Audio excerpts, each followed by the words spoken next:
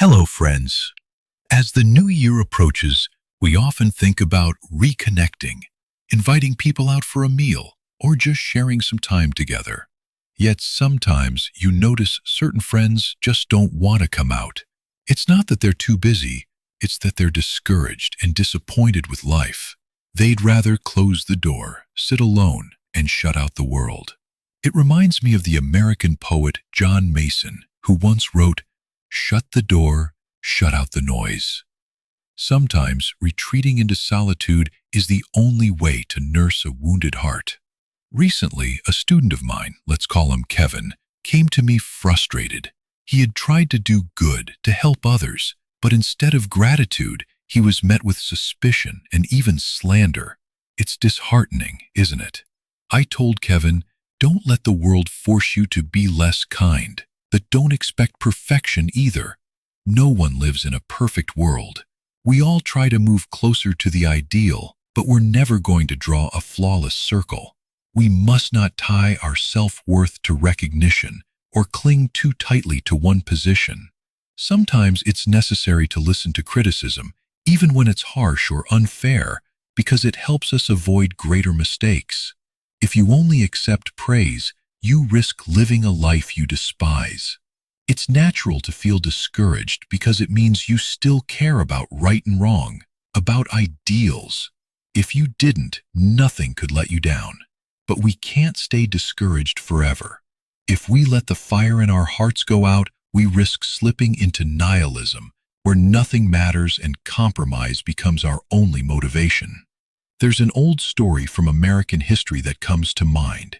In colonial Massachusetts, a local judge named Thomas Caldwell made a ruling that went against a powerful landowner. The case was controversial, but Caldwell stood by his decision, knowing it was just.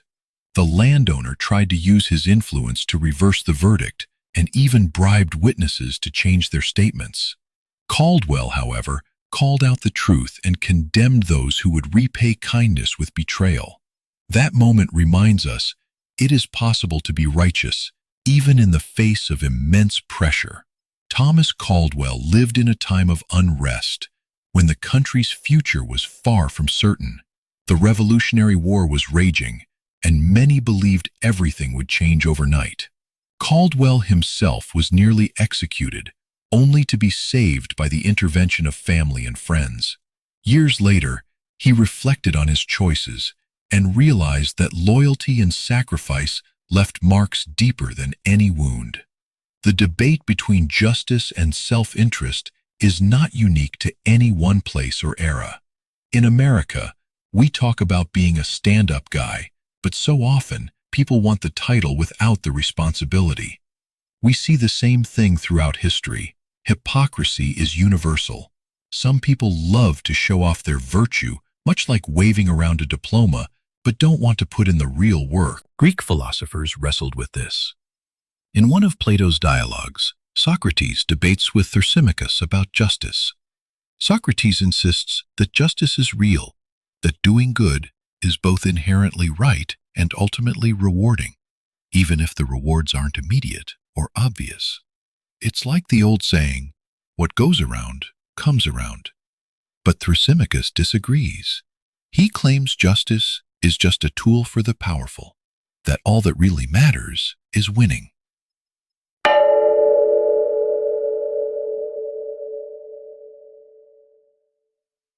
This philosophical divide is alive and well today. Many modern debates, especially online, aren't about finding the truth. They're about scoring points, winning at any cost. As Socrates warned, dialectics, the search for truth, can easily devolve into empty argument if people aren't sincere. In the end, if you only care about looking good, not being good, you miss the point entirely. There's a lesson here. Our lives are worth examining. We don't live just to think, but we think in order to live more fully.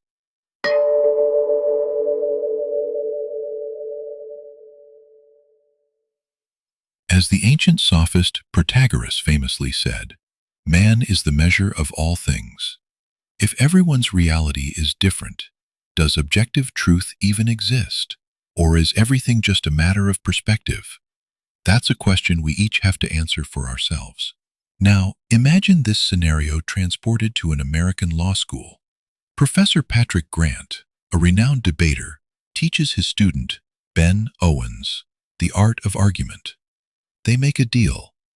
Ben pays half the tuition up front, and the rest after he wins his first court case.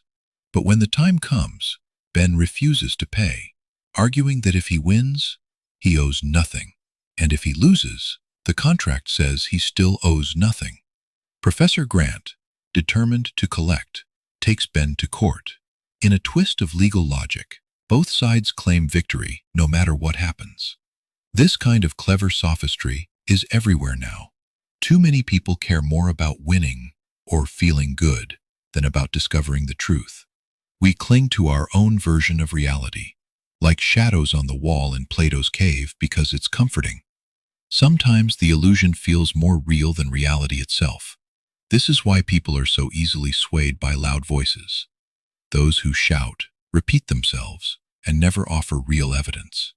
They become influencers, not because they are right, but because they are certain. As lawyers, judges, or just citizens, if we lose our belief in objective justice, then all the laws we study become nothing more than tricks. Confucius warned, "Smooth talk and a flattering face rarely go with virtue." I've never forgotten that line. There's an old American story about a Supreme Court justice, let's call him Justice Willard, who observed two young lawyers arguing a case before him. One was eloquent, knew every technical detail, and dazzled the court with words.